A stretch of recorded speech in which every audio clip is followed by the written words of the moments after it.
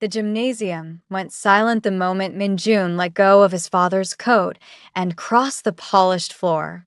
6 years old, back straight the way Korean children are taught to stand, he walked past 40 folding chairs and 40 staring parents until he reached the woman with the dark skin and the tired eyes. He took Amara Okafor's hand in both of his and walked towards Zuri. "Can my dad keep your mommy?" he asked, clear as a temple bell. "Just for today?" Nobody breathed. Somewhere a chair scraped once. Amara felt the whole room turn. But her daughter Zuri wasn't looking at the boy. The little girl had gone rigid, 6 years old and suddenly carved from stone, her small juice box slipping from her fingers to burst pale across the floor. She was staring past Minjun at the man in the doorway, at his wrist. "Zuri," Amara whispered. "Baby, what is it?" Zuri didn't answer. She couldn't, because she had seen something no one else in that room could see, and it had stopped her heart. Welcome to Afro-Korean Stories by Janet, besties. Please like, share, and subscribe. Comment below where you are watching from and what time it is over there. Before we go into today's story, if you love powerful mafia boss romances filled with passion, secrets, shocking twists, and unforgettable happy endings, you'll love the Ultimate Mafia Boss Love Collection. It includes 15 complete stories, 20 audiobooks, plus 5 exclusive bonus stories you won't find on YouTube. You can grab your copy through the link in the description. Now, let's begin. To understand why a 6-year-old stopped breathing in a room full of strangers, you have to understand the woman standing beside her, and you have to go back further than that gymnasium, further than that morning. You have to go back to a night 3 years earlier at the Olympic Expressway, and a good man died with his hands at 10 and 2 and a question still unanswered on his laptop screen. But first you should know who Amara was before all of it, because she did not always have tired eyes. Once, she believed the world was fair.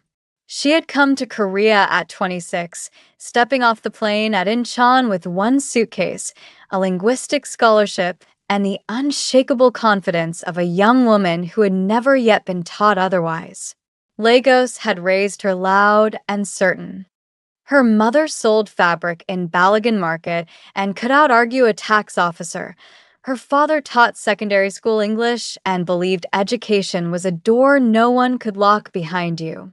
Amara had inherited both the argument and the belief, and she carried them across the world to a peninsula where almost no one looked like her. Seoul in autumn had astonished her. The ginkgo trees on the University Avenue turned the color of turmeric and dropped their leaves in drifts, and the whole city smelled of roasting chestnuts and cold air.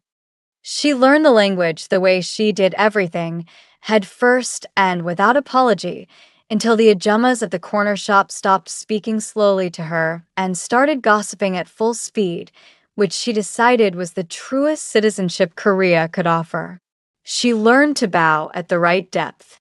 She learned that ajuma was not an insult but a crown. She learned the difference between the polite ending and the intimate one, and she learned, slowly, that some doors here would open for her and some never would, no matter how perfect her grammar. She met Seo Junho in the reading room of the National Library, where he had fallen asleep over a ledger the size of a paving stone. He woke to find her reading the spine of his book over his shoulder, and instead of being embarrassed, he asked her opinion on it. That was the thing about Junho that she would spend the rest of her life trying to explain to people who had never met him.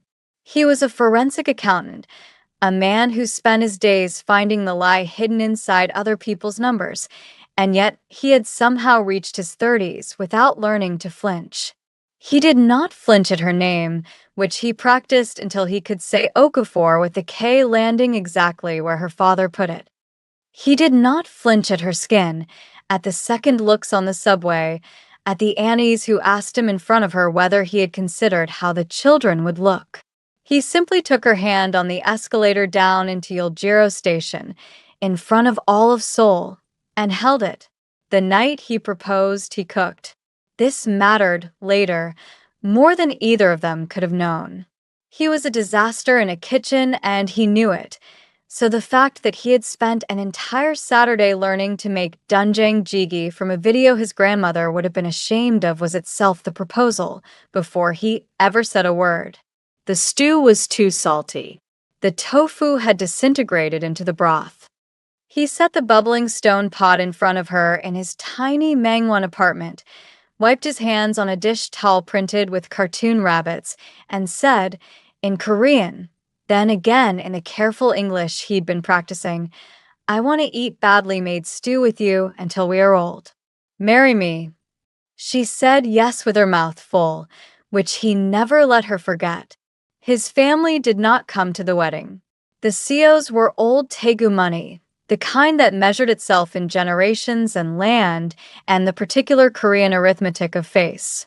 Junho's mother had a way of looking at Amara that required no translation in any language, a slow settling of the eyes that cataloged her and closed the ledger. To her, Amara was not a person but a rumor that would attach itself to the family name and never wash out. When Junho announced the engagement, his mother said only one sentence, and Junho refused for the rest of his life to repeat it. Amara knew the shape of it anyway. She had heard versions of it in 3 languages on 2 continents.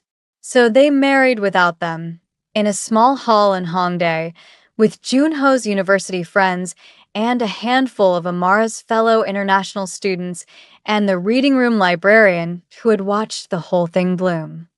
Amara wore white and a gelly her mother had shipped from Lagos, gold and impossible, and when she walked in, Junho laughed out loud with joy and had to be told twice to stop crying at his own wedding. His mother's absence sat in the room like an empty chair, and both of them agreed, silently, to build a life so full there would be no space left to notice it. For a while they did. Zuri arrived 2 years later, in the deep cold of a February that froze the Han solid at the edges. She came out furious and stayed that way, all coils and lungs, and Junho held her in the hospital and wept again, because weeping at the important things turned out to be the only thing he was bad at hiding. They raised her between 2 worlds, without apology. She fell asleep to Igbo lullabies her grandmother sang down a crackling phone line and woke to her father murmuring the Korean words for the parts of her face. She would grow up to argue in one language and dream in the other, and never once find that strange, because to her it was simply the shape of a family. And she fell asleep, every night without exception, to the ticking of her father's watch. It was not an expensive thing. Junho could have afforded better and never wanted it. The watch had belonged to his own father, an old automatic with a scratched face and a leather strap that had cracked and been repaired and cracked again, and it ticked with a sound just loud enough that a baby laid against her father's chest could feel it as much as hear it. Zuri would not sleep without it. On the nights Junho worked late, Amara would press her ear to the child's back and mimic the sound herself. Tick, tick, tick, and it was never quite enough, and the child always knew the difference. Remember the watch? Amara did not for a long time. That was the whole tragedy of it. The last month of Junho's life, he changed. It was small at first, the kind of thing only a wife would notice. He stopped sleeping. He took calls in the stairwell of their apartment building, and when he came back in his face was arranged into a calm that did not reach his eyes. He was working on an audit he would not discuss, which was itself unusual because he discussed everything with her, talked through his cases at the kitchen table while she corrected his English and he corrected her math. But this one he kept in a folder he carried everywhere and left open on his laptop only when he thought she was asleep. One night she woke at 2 in the morning and found him at the kitchen table, the blue light of the screen on his face, and she saw, before he tilted the lid down, a company name at the top of a document, a logistics firm. She would not remember it correctly for 3 years, and when she finally did remember it, the memory would arrive like a blade. "Come to bed," she said. "Soon," he said and smiled at her, and it was the smile he used on his mother's absence and on the aunties on the subway, the smile that held a door shut. "I found something at work. It's nothing. Go back to sleep, my heart." He fastened his watch every morning, even on the mornings he did not leave the house. It was the last thing he did before he became the version of himself the world was allowed to see. On the last morning of his life, he stood in their doorway with the strap not yet buckled, and Zuri, 3 years old, reached up from Amara's arms and helped him press it closed with her fat, determined fingers, and he kissed the top of her head and told her she was the strongest person he knew. Then he drove onto the Olympic Expressway in the rain, and he never came home. They called it a single-car accident. The road was wet, the barrier gave, the car went down the embankment and into the dark. There were no other vehicles involved, the report said. No signs of anything but a man driving too fast on a bad night. Amara read that report so many times the paper went soft at the folds. She was 32 years old, and she had a 3-year-old asleep against a silence where a ticking used to be, and she believed, because she still believed the world was fair, that grief was the worst thing that could happen to her. She was wrong about that, too. The funeral was the first time she saw his family in the flesh. They arrived in black cars and black clothes and a wall of relatives she had never met, and they moved through the funeral hall as though Amara were a piece of furniture that had been left there by mistake. Junho's mother did not speak to her. When Amara, holding Zuri, stepped forward to bow at the altar where her husband's photograph smiled its unguarded smile, an uncle stepped smoothly into her path, and the message was as clear as the mother's single sentence 3 years before. "You are not one of us. You never were. They took everything."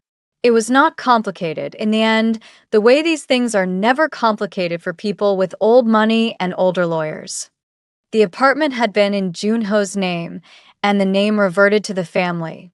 The savings, the insurance, the small inheritance from his father that Junho had always said would be Zuri's someday, all of it flowed back up the bloodline and closed over as if she had never existed. A cousin came to the apartment while Amara was at the funeral hall and packed Junho's things into boxes and carried them away. His clothes, his books, his grandmother's stew pot. And, though Amara did not know it yet, and would not know it for 3 long years, the watch was not among the things they took, because the watch was not in the apartment at all. The watch had been in the car. Amara asked about it, once, in the weeks after, when she was still capable of asking his family for anything. She called Junho's mother and, in her most careful honorifics, asked whether her husband's watch had been recovered, because her daughter could not sleep, because it was the only thing she wanted, because it was the one small piece of him a 3-year-old could hold. There was a silence on the line. Then Junho's mother said the last words she would ever say to Amara. She said, "There was no watch." And she hung up. Amara believed her. Why would she not? She folded that grief in with all the others and carried it down into the years that followed, into the apartment half the size of the old one, into the mornings that started at 4. But there had been a watch.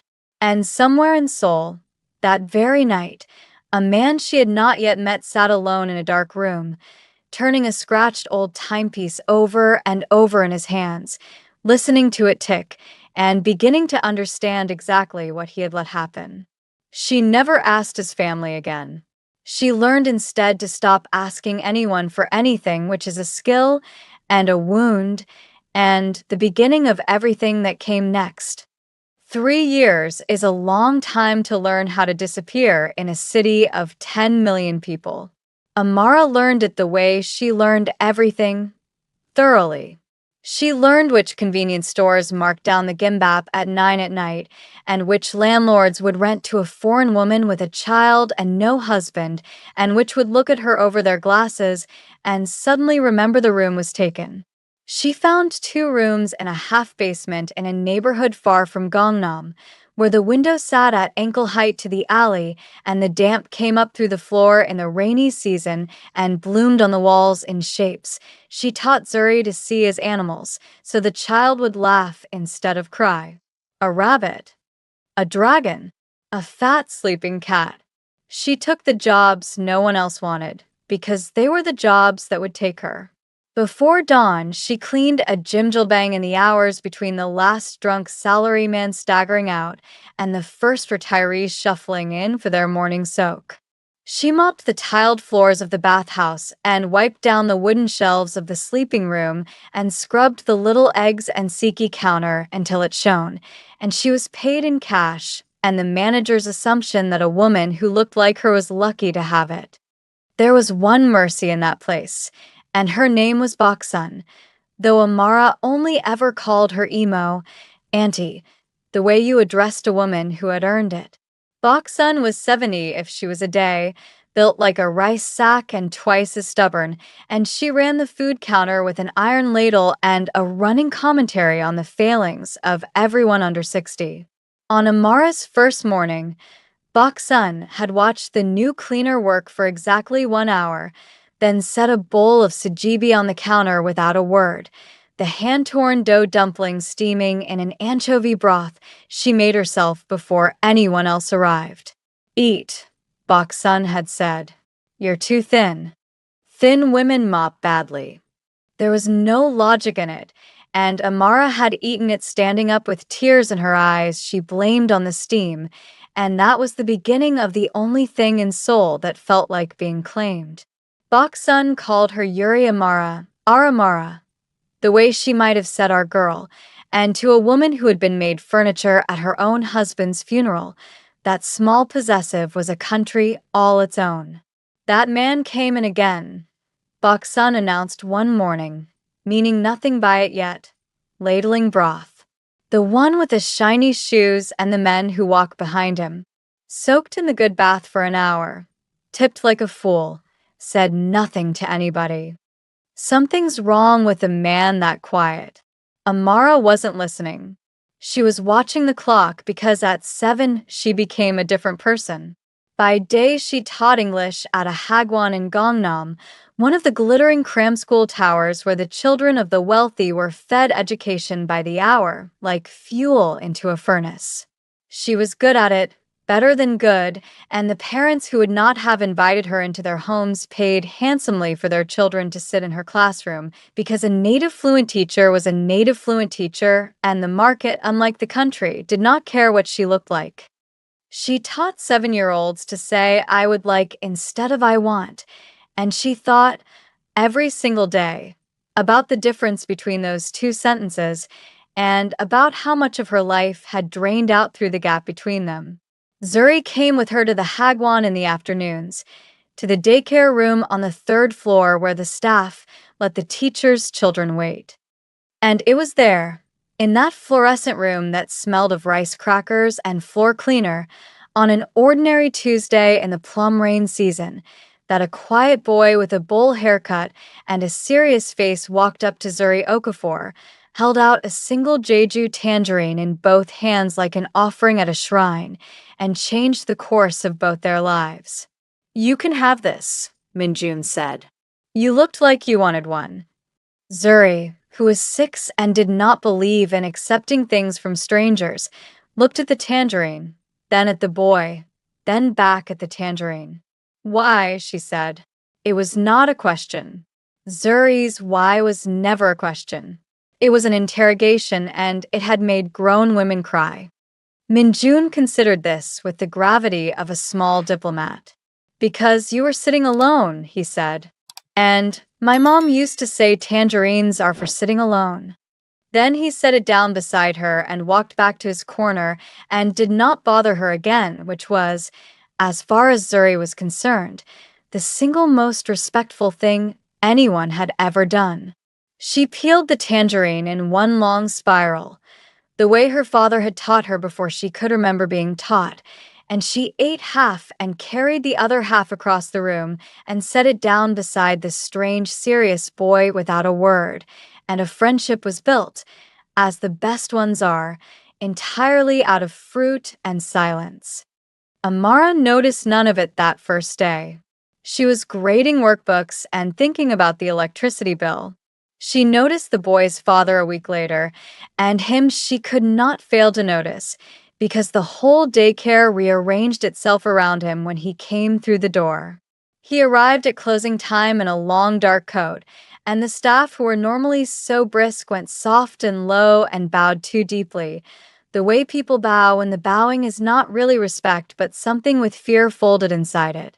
Two men waited by the elevator with their hands crossed in front of them and their eyes moving over the room.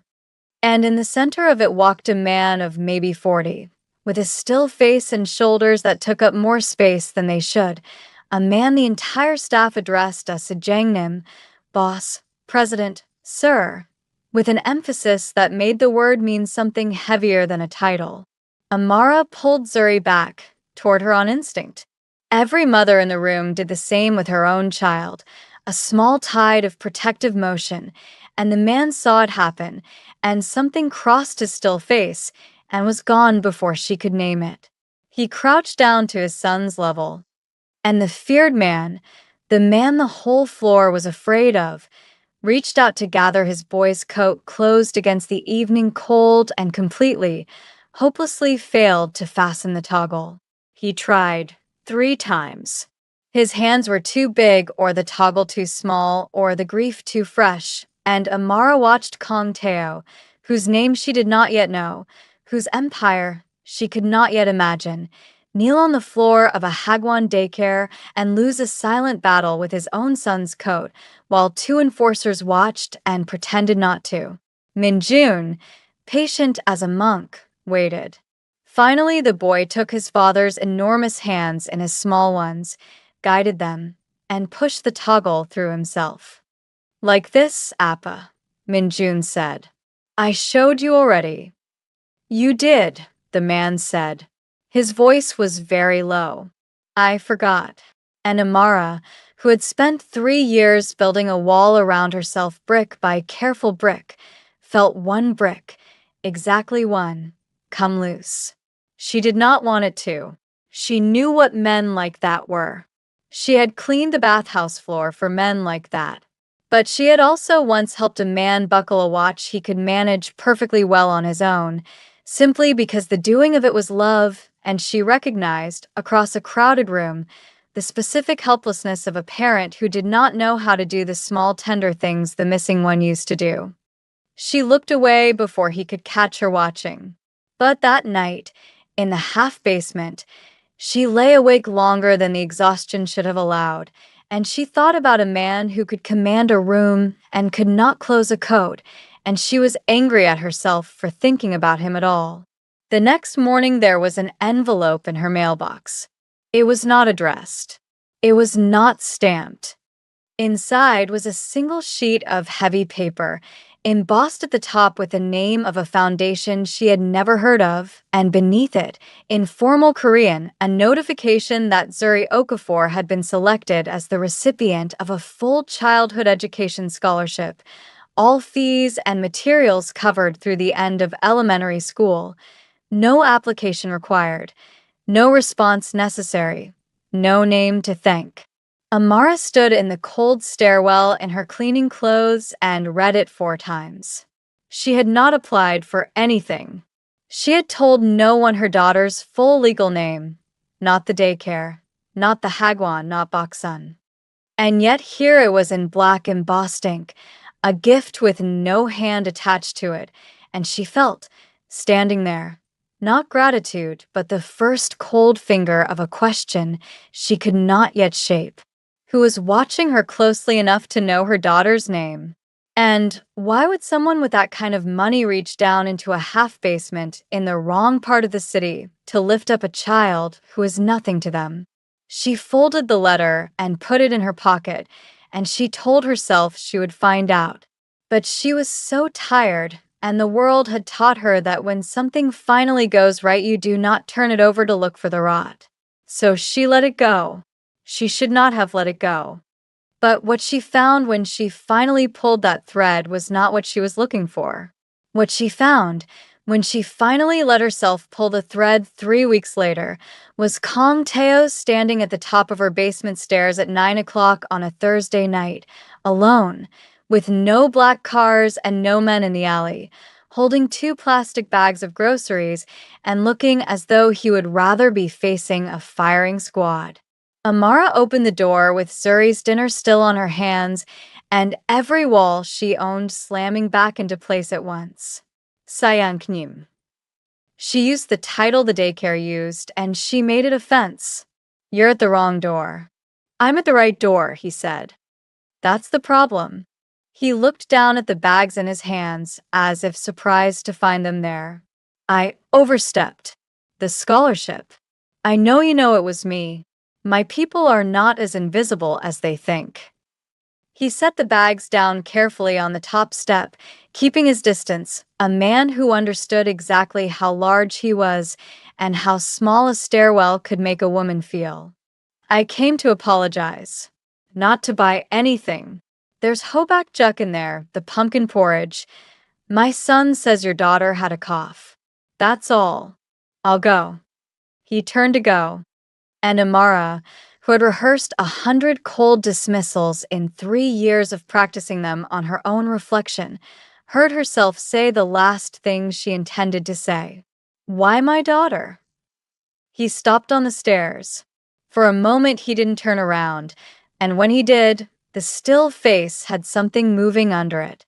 Because my son eats lunch alone, he said, except on the days your daughter sits with him. Because a woman who works 2 jobs shouldn't have a child who learns worse than a child whose father buys the school a new wing. He paused. And because I know what it is to raise a child in a country that has already decided about them, I thought I could make one thing easier. I did it wrong. Clumsy. I'm sorry. Then he climbed the stairs and was gone, and Amara stood in her doorway holding the fence she had built out of one word, and it did not feel as sturdy as it had a minute before. The porridge was still warm. She ate it standing at the counter after Zuri was asleep, and she hated how good it was. That was how it began. Not with grand gestures, but with a slow, terrifying accumulation of small ones. He did not send flowers. He sent, through Minjun to Zuri, a book of Korean folk tales with the hard words underlined in pencil because he'd noticed Zuri reading above her level. He did not ask Amara to dinner. He asked once, standing well back at the daycare door with his hands visible and his voice pitched for her ears only, whether she would object to him walking the 2 children to the bakery downstairs while she finished her grading, and he waited for the answer as though it mattered more than anything his men could bring him. She said yes. She told herself it was for the free half hour. It was not entirely for the free half hour. Sol, of course, noticed. Sol noticed everything.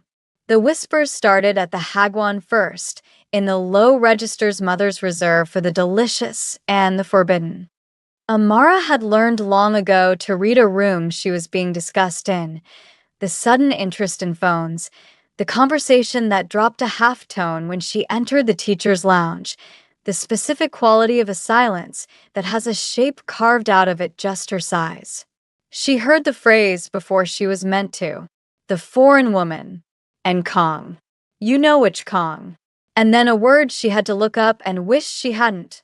Jokbo, they whispered, but not the family register kind, the other kind, the underworld kind, the ledger of men who moved things through the port at Incheon that were not on any manifest. She went home that night and searched his name, and the first cold finger became a whole cold hand. Kong Teo ran a logistics company. That was the clean word for it, the word on the building. The unclean words lived in old news articles she read by the blue light of her phone with Zuri breathing beside her, Articles that used careful legal language like alleged and no charges filed and under investigation. Articles about goods that vanished and rivals who retired suddenly to the countryside, and one prosecutor's office that had spent years trying to build a case out of smoke. He had never been convicted of anything. He had also never quite been clean, and the gap between those two facts was exactly the size of the men who bowed too low. She should have run. Any sensible woman would have run. She had a daughter and a wall and 3 years of hard-won invisibility, and here was a man whose visibility could swallow her whole.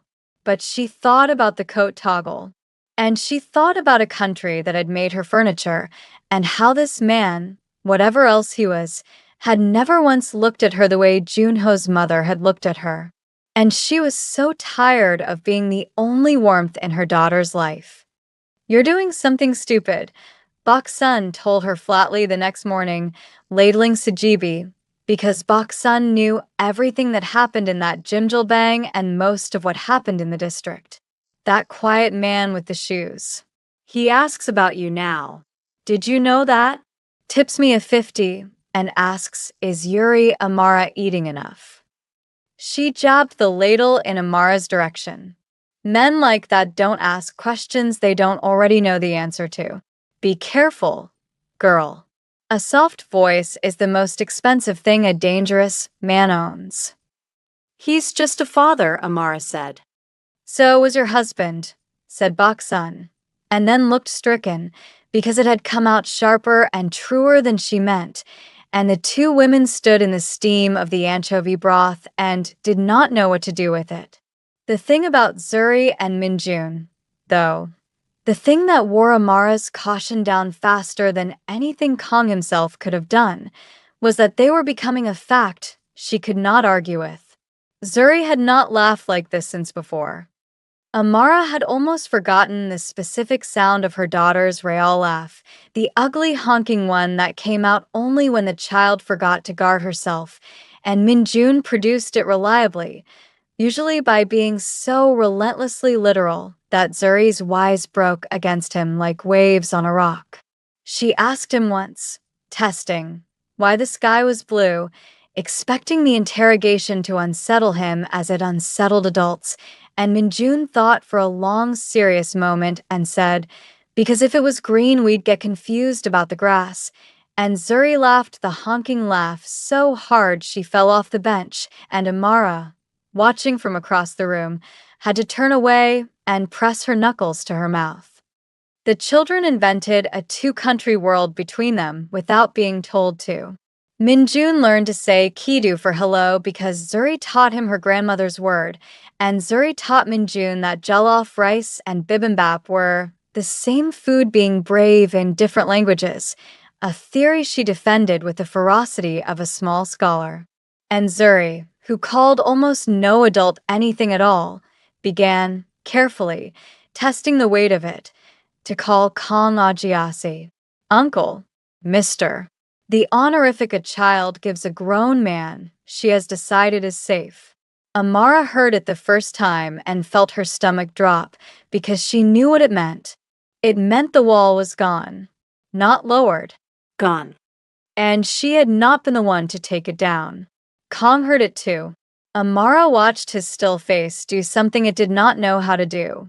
Watched a man who ran an empire get ambushed by one small word from a child who was not his, and she watched him look away quickly the way she looked away, and she understood that whatever this was, it was not one-sided, and it was not a game, and that was so much more frightening than if it had been. She decided, finally, to find the bottom of it. Not the man, the money. The scholarship, the porridge, she could explain as a decent impulse. But she was a forensic accountant's widow, and she had spent 7 years absorbing the way Junho thought at the kitchen table, the way he followed money the way a hunter follows blood, and something about the shape of the kindness bothered her. It was too complete. It was too early. It had started before she and Kong had ever spoken. She still had one friend from Junho's world, A junior colleague of his named Haun, who had cried harder at the funeral than Junho's own relatives and who now worked at a mid-sized firm doing the honest, boring work of tracing money through shell companies. Amara took her to a Pojangmika tent on a cold night, bought her tekbaki and soju, and asked her, as casually as she could manage, to look into a foundation. Just the structure. Just where it sat. Haun called her back 4 days later, and her voice was strange. "The foundation's clean on paper," she said. "Registered charity, real board, real filings. But I followed the funding up the way you asked. Amara, the money that seeded it, the parent entity, it routes through a holding company." She paused, and Amara heard papers shuffle, heard a woman deciding how to say a hard thing. "It's one of Kong Teoa's. The porridge man. I think you already knew that part. But that's not why I called." "Then why did you call?" Amara said, and the Pojangmika tent and the whole city seemed to go very quiet around her. "Because the holding company," Haun said. "The name. I recognized it. Amara, I recognized it from Junho's files. The audit. The one he wouldn't talk about. The one he was working on when she stopped. That company. It's the same company. The one your husband was investigating the month he died is the same company that's quietly been paying for your daughter's shoes." Amara did not remember hanging up the phone. She remembered the cold. She remembered the specific rubbery texture of the tekbaki going tasteless in her mouth. She remembered thinking, with a clarity that felt like falling, that she had let this man walk her children to the bakery. She confronted him the next night. She did not plan to. She had planned to be cold and careful and to gather more before she moved. But he arrived at the daycare to collect Minjun, and she looked at his still face and the careful, gentle way he had with the children, and the whole thing rose up in her throat and came out. "Why us?" she said, low, in the empty stairwell where the children couldn't hear. Not the question she'd asked before. A harder one. The real reason. Not the lunch. Not the coat. "You found us before you ever met us. You reached down into the worst part of the city and picked out my daughter's name before your son had ever said it to you. A man like you does nothing by accident. So tell me, why us?" For a long moment she thought he would lie. She saw him choose not to, and she saw what it cost him. "Because I help people who deserve better than what this country gave them," he said. "That's true. It's not the whole truth. But it's true." His jaw worked. "Amara, there are things I've done that I can't undo. Things I carry. Helping you, it's the closest I get to setting one of them down, even for an hour. Please don't ask me what I'm setting down. Not yet. I'm not." His voice, that low, steady voice, cracked for the first time she had ever heard. "I'm not ready to lose the way you look at me. It's the only thing in 10 years that's made me feel like a person and not what they call me." And Amara, God help her, almost believed it was enough. Almost let it be enough. Because she wanted it to be, and because she was tired, and because a woman can carry only so many unanswered questions before she starts letting some of them sleep. But the viewer knows what Amara did not. The viewer has not forgotten what the little girl saw in the doorway, the thing that turned her to stone. The viewer knows there is a watch coming. She let it be enough for 11 days. 11 good days, the best she'd had in 3 years, which was its own cruelty, though she couldn't know it yet. And on the 11th day, Kong Teo asked if he could cook for them. It undid her that he asked at all. Not commanded, not arranged, not send a chef. Asked. He stood in the doorway of her half-basement, which he had never once tried to enter, and he said he was a terrible cook, but there was one thing his own mother had taught him before she passed, one thing he could make, and he'd like to make it for the girls, if she'd allow him into her kitchen.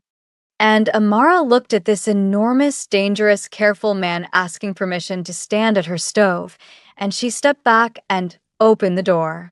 He made doenjang jjigae. Amara did not tell him what that stew meant.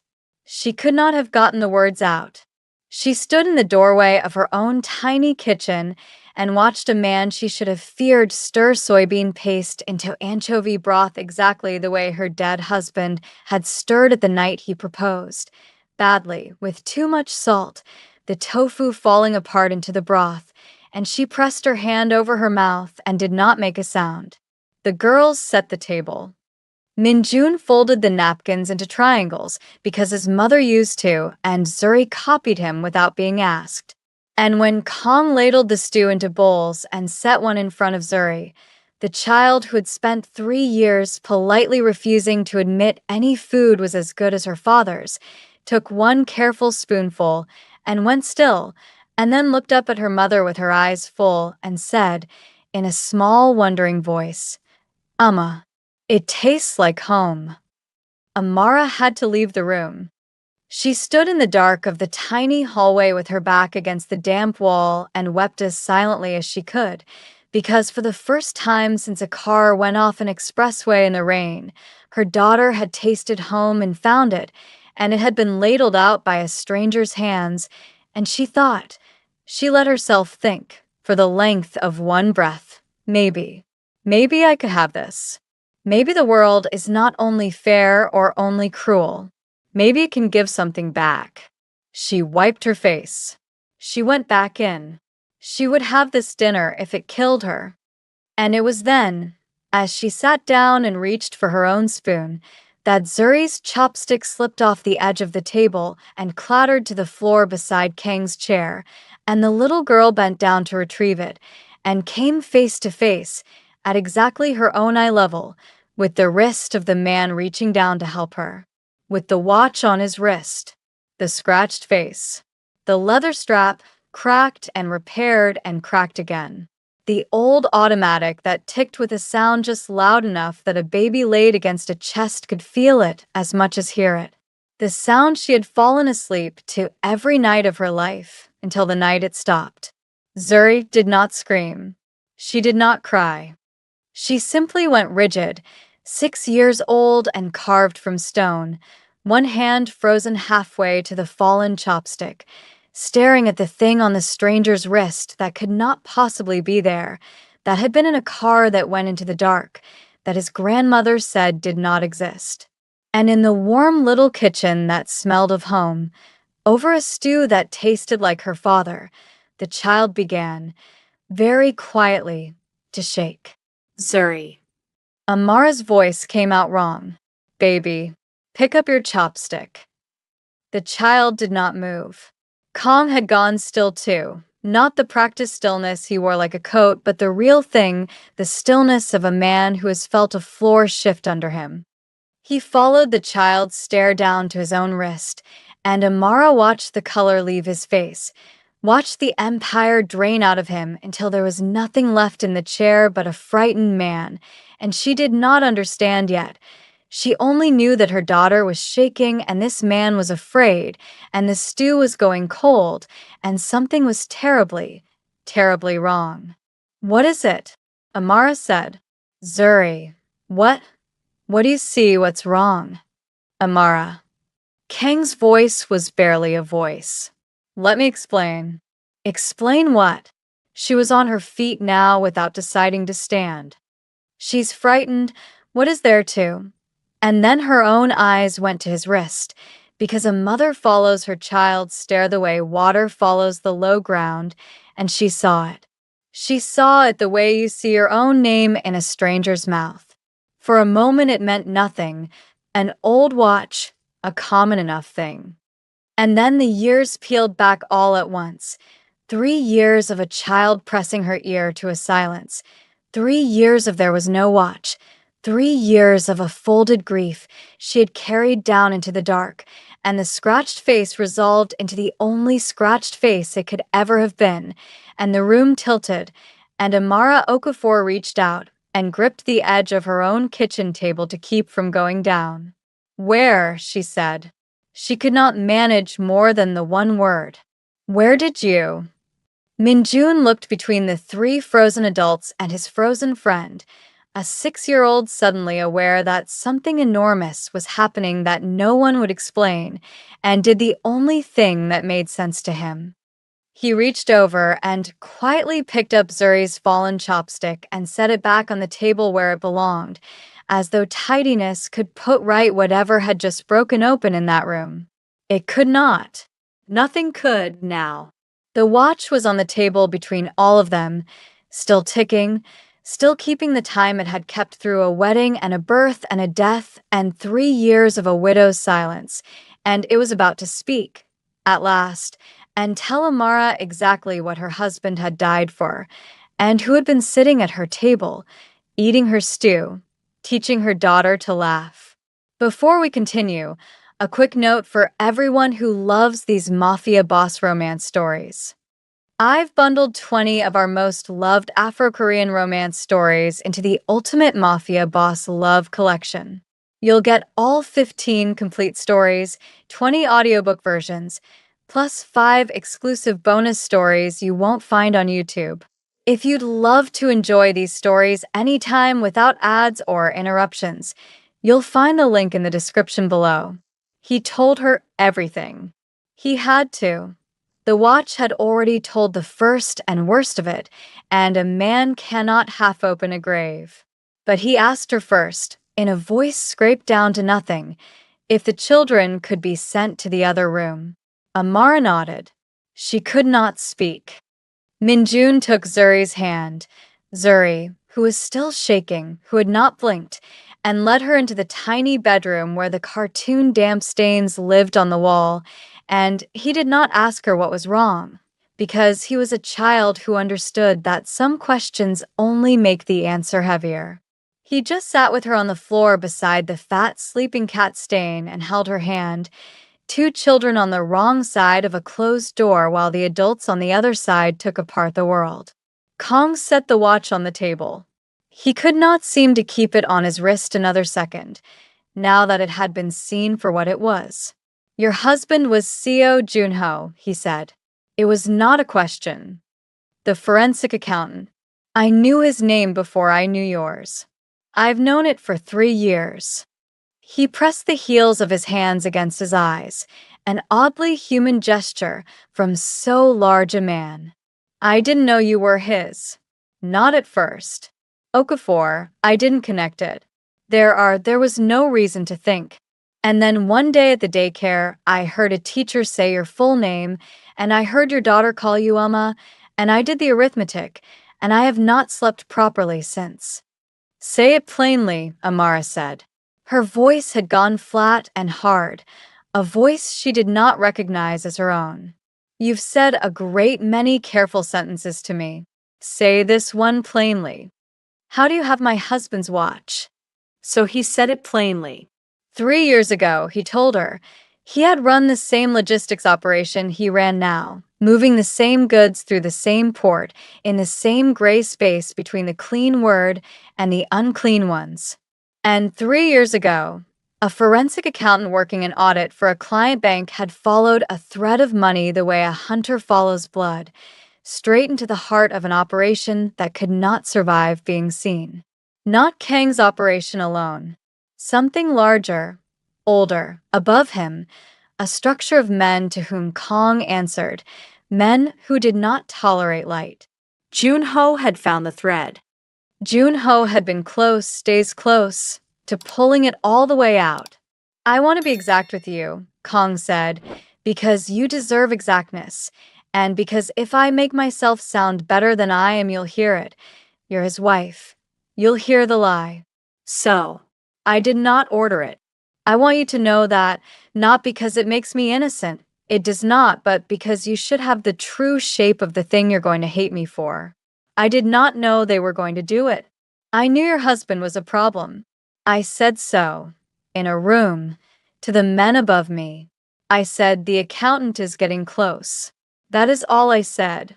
I thought they would buy him or frighten him or bury the paperwork. I did not know they would. Say it, Amara said. They ran him off the expressway, Kong said. In the rain. They made it look like the road. And it was clean. It was so clean the police never blinked. And afterward, one of the men who did it brought me a box of the things they'd taken from the car. Because that is the protocol. You sanitize, you remove anything that connects. And in the box, there was a watch. He looked at it on the table.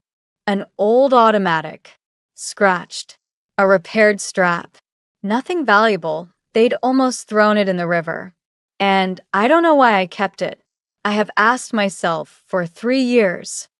I kept it because it was the one human thing in a box full of a man's erased life, and I could not put it in the river, and I could not give it back without confessing, and so I kept it, and I have carried the man I helped kill on my wrist every day since, as the only penance I was brave enough to pay. The kitchen was very quiet. The stew had gone cold and gray in its bowls. Somewhere far above them a scooter went by in the alley, and the ordinary sound of it was obscene. The scholarship, Amara said slowly. She was assembling it now, piece by piece, the forensic accountant's widow doing the arithmetic her husband had taught her at this very kind of table. The porridge. The rent. My landlord who suddenly forgave 3 months. That was you. All of it was you. Yes. Because of guilt. Yes. You looked at the woman your world had widowed, and the child your world had orphaned, and you decided the way to feel better about it was to buy her shoes, to pay her rent, to ladle out my husband's own stew to my husband's own daughter, and watch her say it tasted like home. Amara was not shouting. That was the terrible part. She was speaking very softly, and each soft word landed like a blow. You made yourself into our miracle. Do you understand what you did? For 3 years I have been trying to teach my daughter that the world can still be kind. And the kindness, the one kindness that finally reached us, was you, feeling better about her father's grave. Kong made a sound that was not quite a word. I did not plan to feel, he started. I know you didn't, she said, and that was worse than if she'd screamed, because it was true, and they both knew it, and the truth of it sat in the room like a fourth person. That's what I can't survive. If you'd planned it, I could hate you cleanly.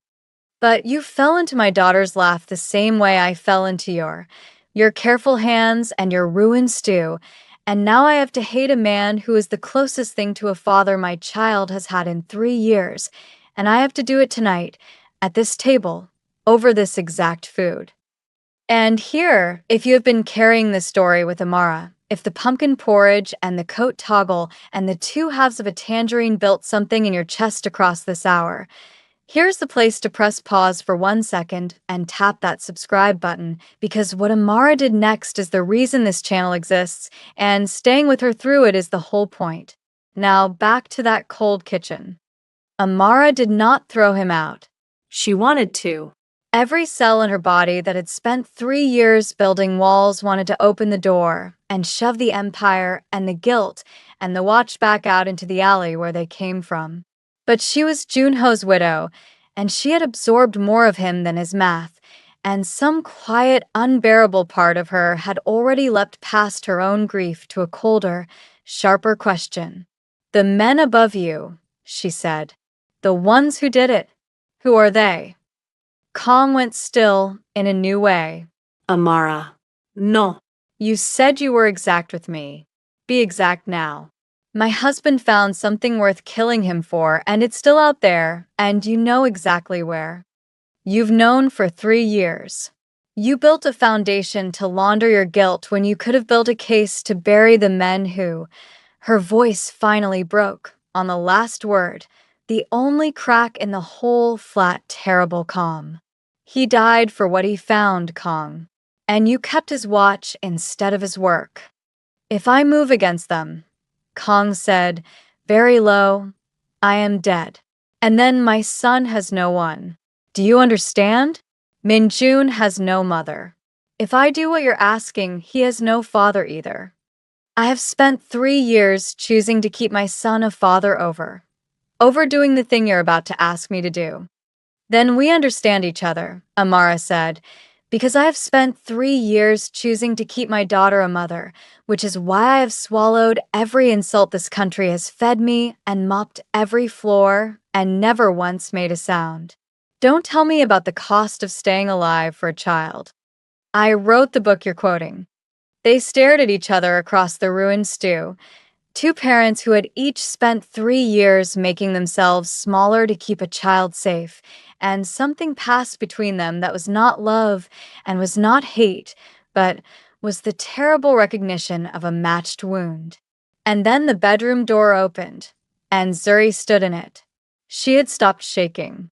That was the first thing Amara saw, and it frightened her more than the shaking had, because her daughter's face had gone to a place children's faces should not be able to go.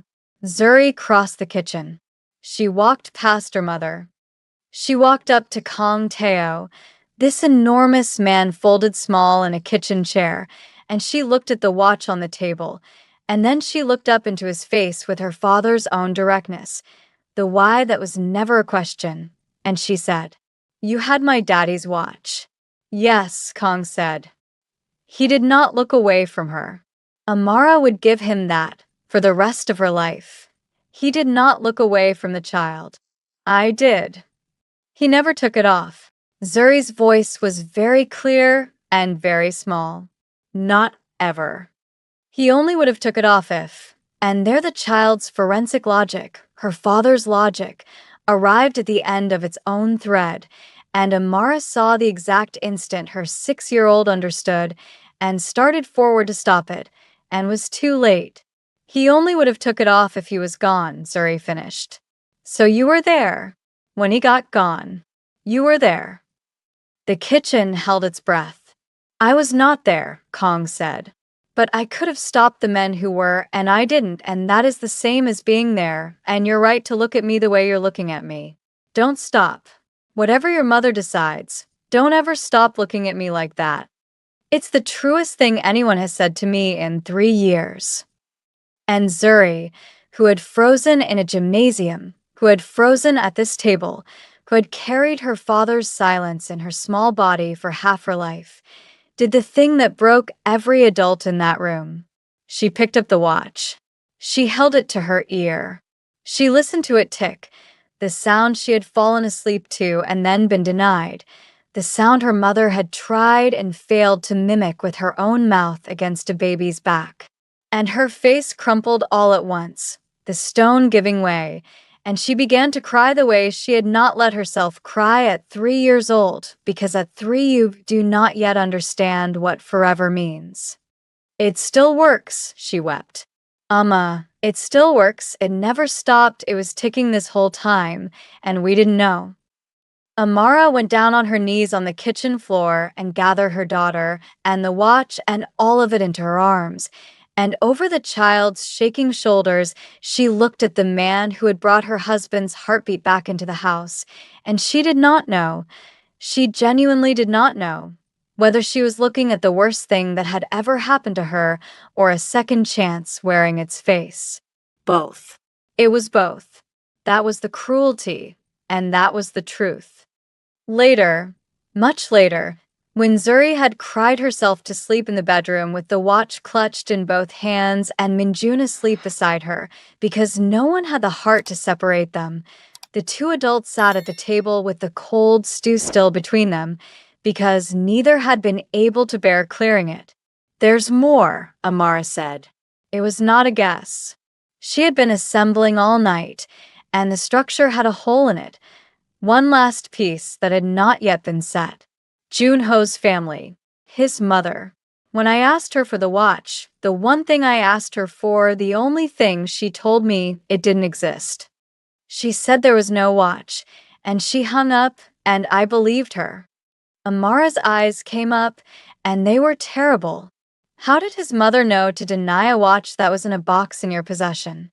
How did she know to deny it existed at all, unless someone told her it did? Kong closed his eyes. "Say it plainly," Amara said, for the third time that night. "The client bank your husband was auditing," Kong said. "The one that hired him. The board. The old money." He opened his eyes. Amara. "The CO family. Your husband's family. Their capital was in it. The thing he found, the thing he was days from pulling out into the light, it would have taken down the men above me, yes. But it would also have taken down his own family's fortune. Everything. The land, the name, 3 generations of it." He said the last part so quietly she had to lean in to hear the thing that would recolor every memory she owned. "They didn't close the door on you because you were foreign, Amara. That was the story they let you believe because it was a story you'd already been taught to accept. They closed the door because your husband died finding out what they'd done, and they could not have his widow anywhere near the thing he'd found. The rejection wasn't racism. It was a cover-up wearing racism's face. It was cheaper for them to let you think they hated your skin than to let you wonder why they were really burying you."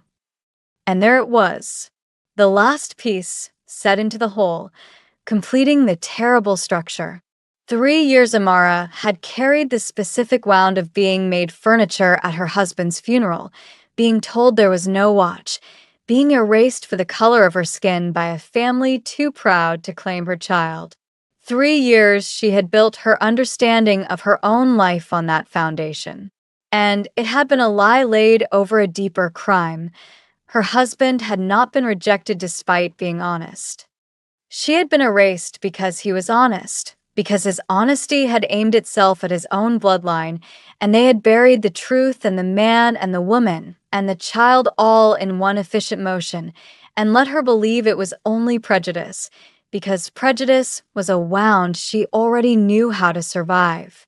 Amara sat very still in her half-basement kitchen, under the damp-stained animals, beside the cold stew, across from the man who had killed her husband by staying silent and kept his heartbeat by staying guilty, and she understood at last the full and exact shape of what had been done to her family. And something in her, some last soft thing that had survived 3 years of floors and silence and Yuri Amara and pumpkin porridge, went hard and clear and still. She was not going to run. She was done running. "Tomorrow," Amara said, "you're going to tell me everything you know. Every name, every account, everything my husband found, and everything they did to bury it." She stood. She picked up the 2 bowls of cold stew, at last, and carried them to the sink, and her hands did not shake.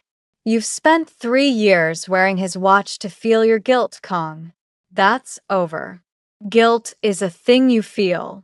I'm not interested in what you feel." She turned on the tap. "I'm interested in what you're willing to lose." He did not answer that night. She had not expected him to. A man does not decide to die for a stranger's justice between the soup and the sink, and Amara was enough of a realist to know that the resolve she'd found in herself could not be transplanted into him by force. She sent him home.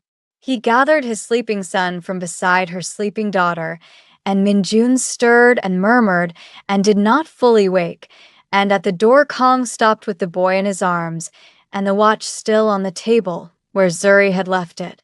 "Keep it," he said, looking at it. "It was never mine. It should never have been mine. I only ask," he stopped.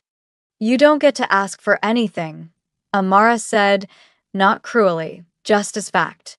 "No," he agreed. "I don't." And he carried his son up the basement stairs into the soul night, and Amara stood in her doorway and watched the man go, and did not know if he would come back changed or come back afraid, or not come back at all.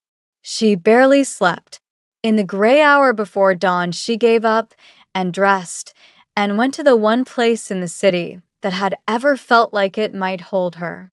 Baksun was already at the jimjilbang, already ladling, the anchovy broth already fragrant in the empty pre-dawn bathhouse. She took one look at Amara's face and set down the ladle and came around the counter, which she had never once done, and put a hand the size and texture of a garden glove against Amara's cheek. "Who died?" Baksun said. Not unkindly. She was a woman who had buried a husband and 2 brothers, and did not flinch at the word.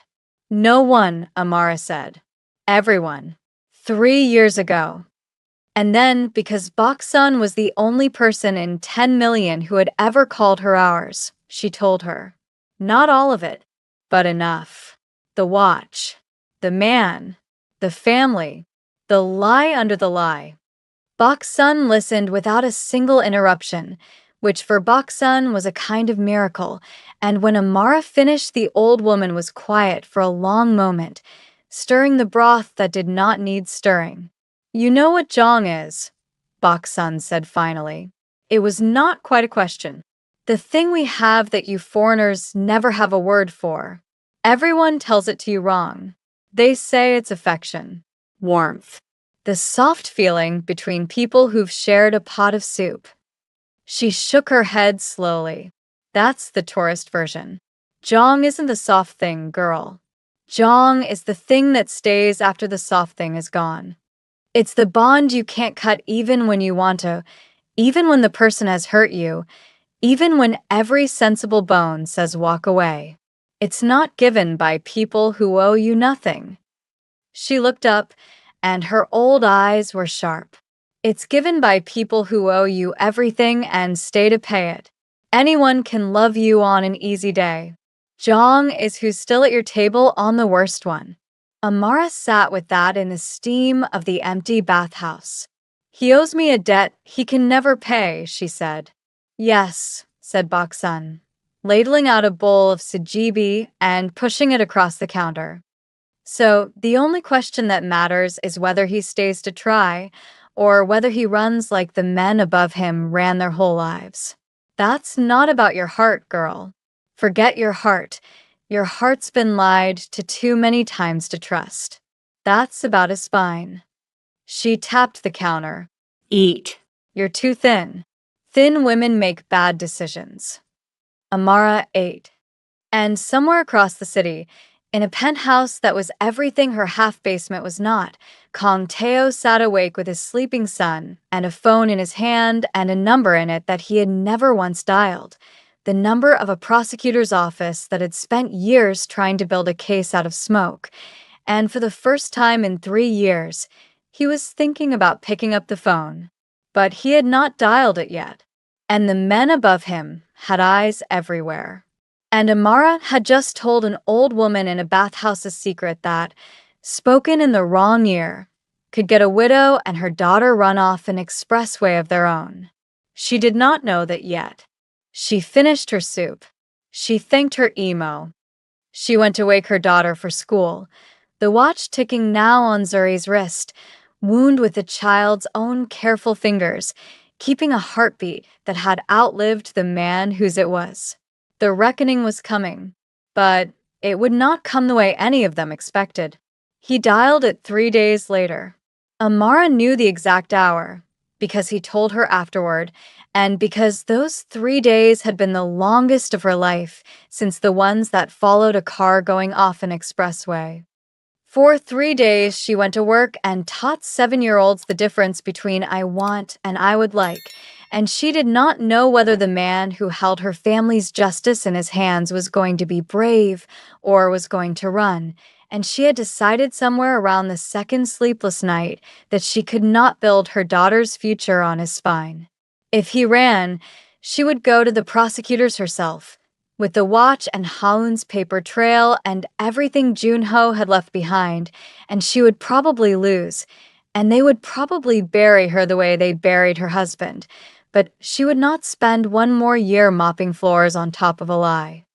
She was drafting that plan at her kitchen table, in Junho's own posture, when Kong called and said he had spent the morning in a room with a prosecutor named Prosecutor Yoon, and he had not come out the same man who went in.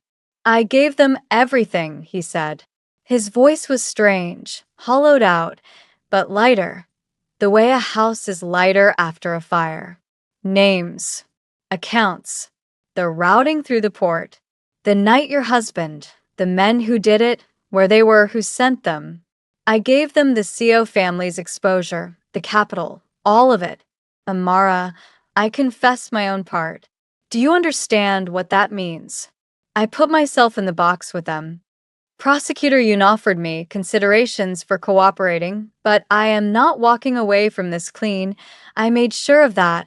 I told him to write down every silence I kept for 3 years. A pause. I could not sit at your table again as a man who let it happen and paid nothing. So I made sure I pay. Amara gripped the phone. You know what they'll do to you. The men above you. Yes. They'll kill you the way they killed him. They'll try, Kong said. Prosecutor Yoon has moved us, Min-jun and me, somewhere. There are people watching the building. It won't hold forever. Men like the ones above me have long arms and longer patience. Another pause, longer.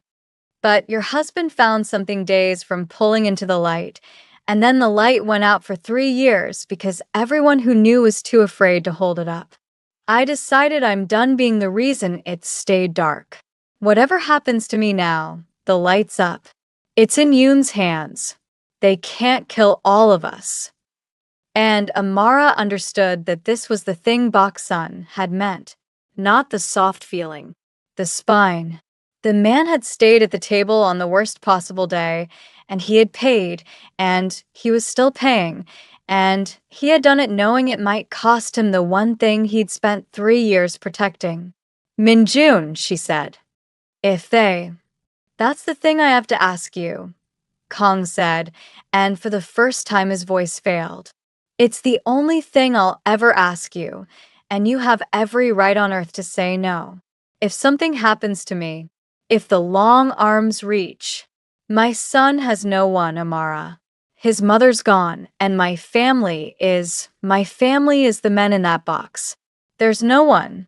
Except that in 3 months he learned to fold napkins into triangles again because your daughter copied him, and he laughs now. I hear him laughing through the wall, and I'd forgotten what it sounded like. If something happens to me, will you? Don't, Amara said. Don't ask it over phone. Then I won't ask it at all, he said. I have no right. Forget I mean, Amara said, and her own voice cracked now. Don't ask it over a phone. Ask me when you're standing in my kitchen. Come to dinner. Bring your son. We'll clear the good stew this time, instead of letting it go cold. And you'll ask me like a person, at a table, the way you should have asked me everything from the start. There was a silence on the line so complete she could hear the man breathing. You'd let me back in your kitchen, he said. After.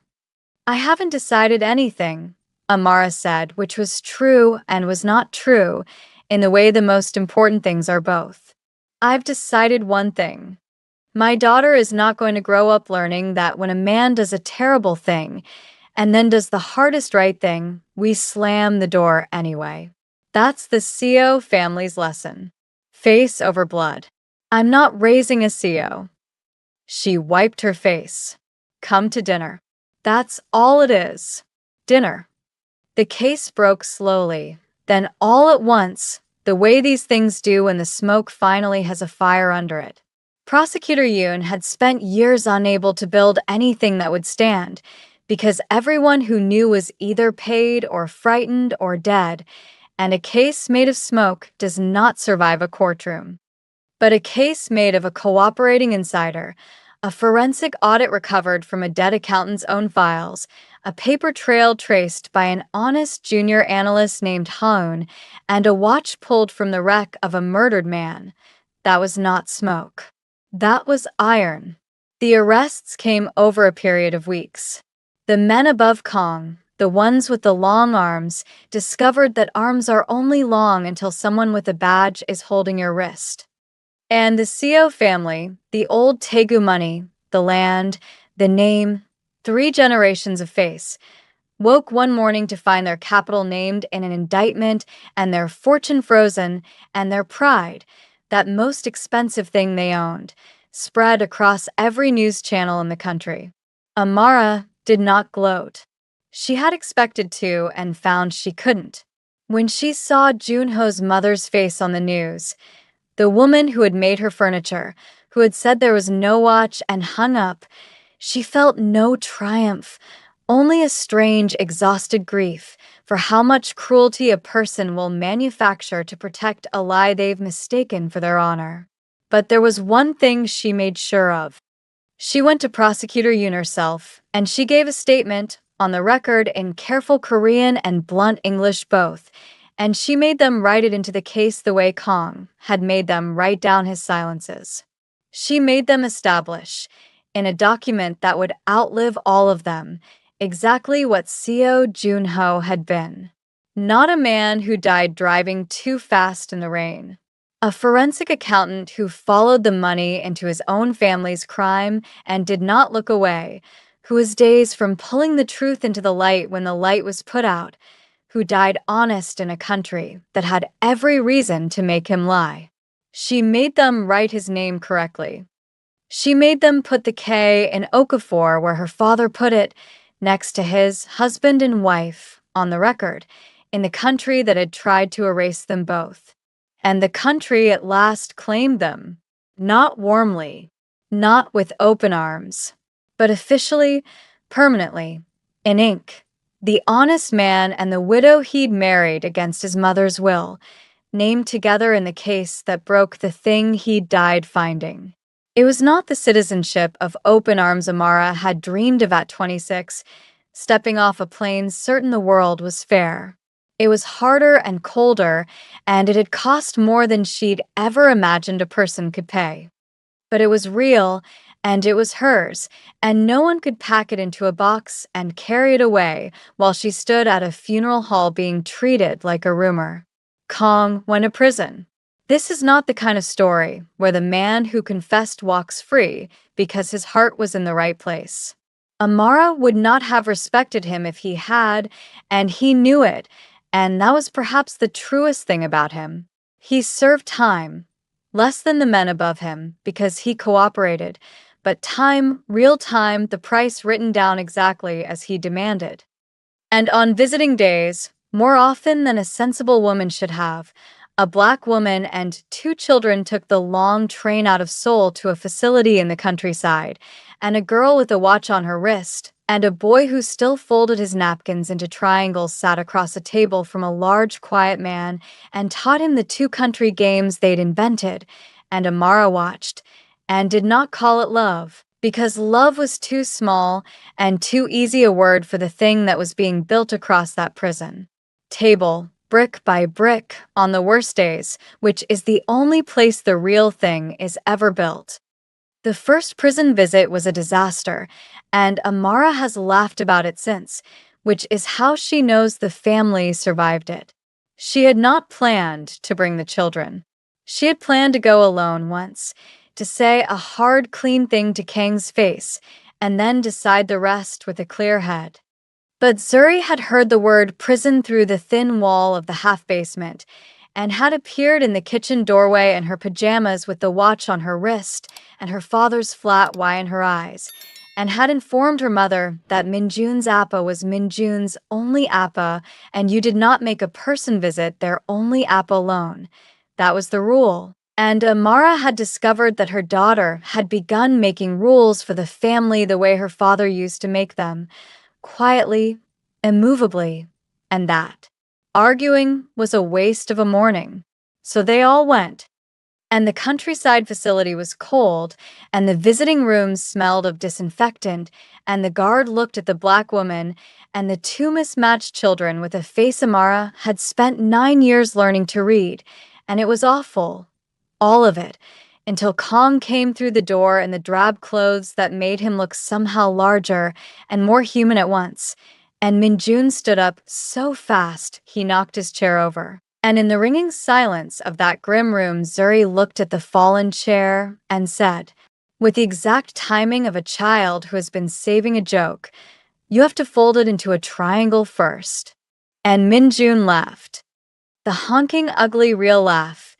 He caught it from Zuri the way you catch a cold, and it burst out of him in that terrible room and bounced off the disinfectant walls, and the hard-faced guard's mouth twitched despite himself, and Kong put his enormous hand over his own eyes and his shoulders shook, and Amara could not tell, and never asked, whether the man was laughing or weeping, and decided it didn't matter, because in that family the two things had long ago stopped being opposites.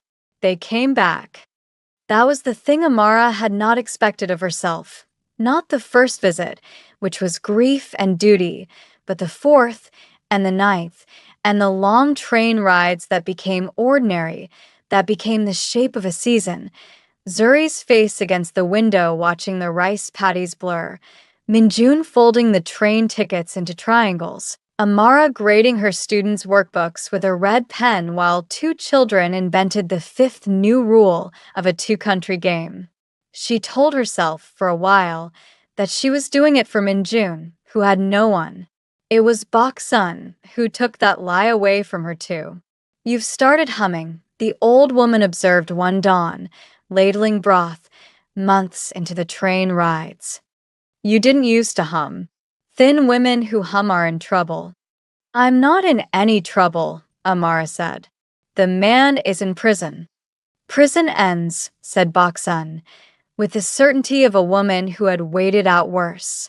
"And then he'll be standing in your kitchen with nowhere to go and a boy who calls your daughter his sister, and you'll have to decide whether the door opens or stays shut. You've decided already. You decided the night you told him to come to dinner instead of throwing him down the stairs. You just haven't told your own face yet." She pushed the sajibi across the counter. "Eat." "Stop humming. It's distracting the retirees." And the retirees, in fact, had noticed. The whole Jimjilbang had adopted Yuri Amara over the years, the way a neighborhood slowly, grudgingly, then completely, takes a person in, the old men who nodded to her now over their morning soak, the ajumas who saved her the good eggs, the manager who had once assumed she was lucky to have the job and now, quietly, without ever saying so, saved her shifts around the prison train schedule. It was not the citizenship of open arms.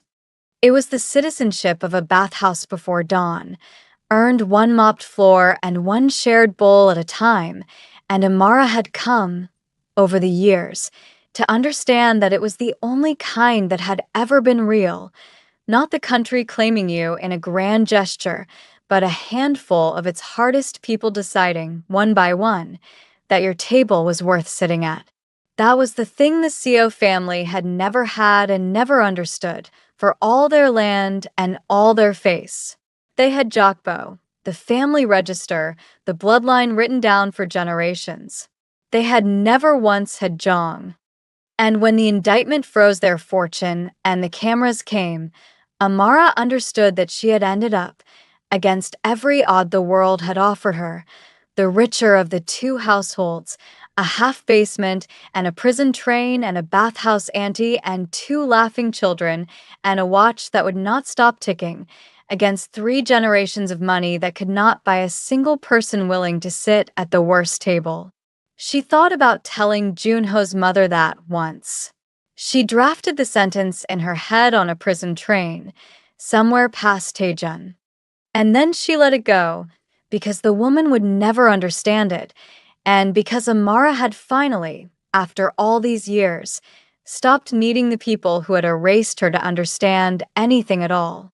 That, too, was a kind of freedom, maybe the last one she'd been waiting for. Then the spring came when the visits would end, and a chair needed saving at a parent's day, and a boy crossed a polished floor to ask a question a whole story had been walking toward. The years passed the way they do. And on a bright, cold morning in the plum rain season, 1 year and then another after a watch fell off the edge of a table, there was a parents' day at an elementary school in a better part of the city than a half-basement, and 40 folding chairs, and the smell of steamed rice cakes. Amara sat in the 3rd row in a galley her mother had shipped from Lagos, gold and impossible, next to an empty chair she was holding for a man on a countryside train who would be released in the spring. Zuri stood at the front of the class with her father's watch ticking on her wrist, reading an essay she'd written about her family, and she read it in Korean and then, because her teacher had said she could, in Igbo, and not one parent in that room looked away, because Amara Okafor had spent years making sure the school knew exactly whose daughter this was. And when Zuri finished, Minjun, taller now, still serious, still folding the world into neat triangles, crossed the polished floor in front of everyone, the way a smaller boy had crossed a gymnasium floor a lifetime ago. He walked up to Amara. He took her hand in both of his.